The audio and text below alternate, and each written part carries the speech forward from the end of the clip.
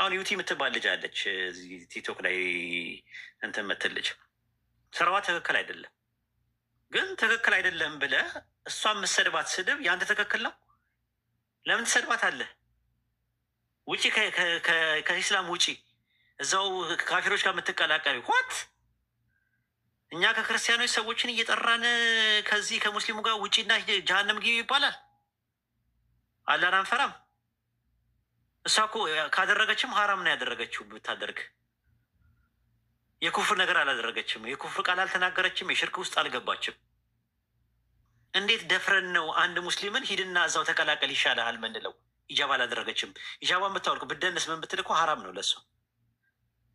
እህትን ላኢላሀ ኢለላህ የምትለዋን እህትን ለገሃነም እንድትማገድ ይሄ ከነፍስያ ነው። ላላ ተብሎ ይደረጋል ብዬ አላምንበትም። ስድብ፣ ደንበኛ ስድብ ወላሂ በጣም ነው የሚያስፈራው። መክራችሁ ዘክራችሁ ካመጣችሁ ትክክል አይደለችም። ፈሳድ እያሰራጨች ነው። አዎ እውነት ነው። ሀራም ነገር ነው የምታደርጋቸው ነገሮች። ዲንን እያሰደበች ነው። አዎ እና በስድብ ነው የምትመልሳት? ከመቼ ጀምሮ ነው ስድብ ምክር የሆነው? ኧረ የምትሳደቡ ስድብ እኮ በጣም ነው የሚዘገን ነው። በጣም ነው እኮ የሚያስፈራው እኮ የሚያስደነግጠው።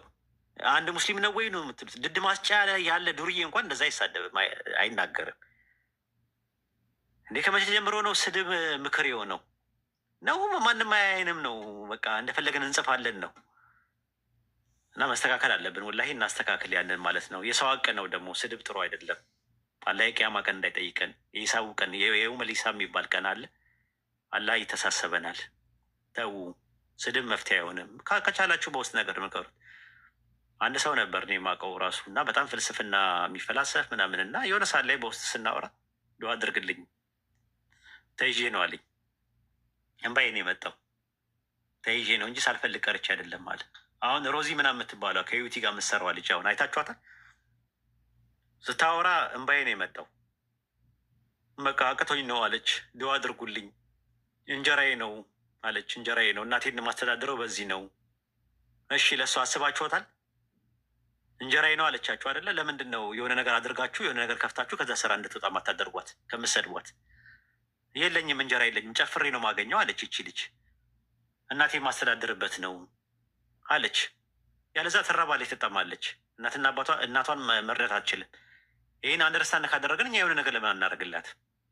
ትክክለኛ ከሆንን ለምን? ከዛ ምን አለች? ሂጃቡንም ማድረግ ፈልገው ነበረ፣ ዲኔንም እወዳለሁ። ዩሲ በቃ አቃታቸው። በቃ በኢማን አንድ ቀን እኮ እኔም እኮ ወድቃለሁ። ማንኝና ነው እኔ